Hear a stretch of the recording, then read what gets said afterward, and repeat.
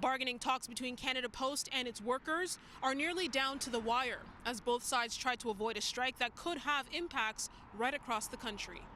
Many issues have been going on for many years in rounds of bargaining, and we need to fix these, this current round. As of Saturday, discussions were ongoing between Canada Post and the Canadian Union of Postal Workers, which represents 55,000 members. We're trying our best to negotiate two collective agreements, one for the urban operations and one for the rural and suburban mail carriers. Last month, the union announced that its members voted overwhelmingly to strike if a deal could not be reached at the bargaining table.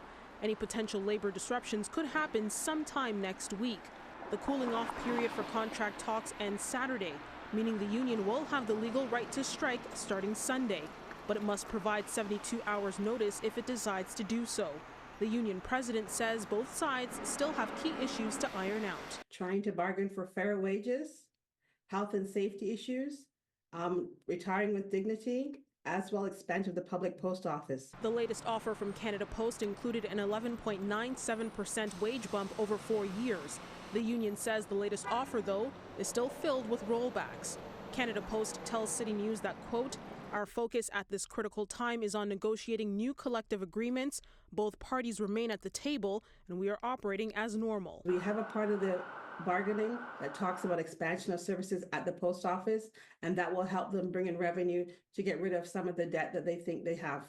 If a strike were to happen, experts say that some communities could begin to feel the impact more quickly than others. Older Canadians rely on the post more than younger, and urban Canadians rely less than rural.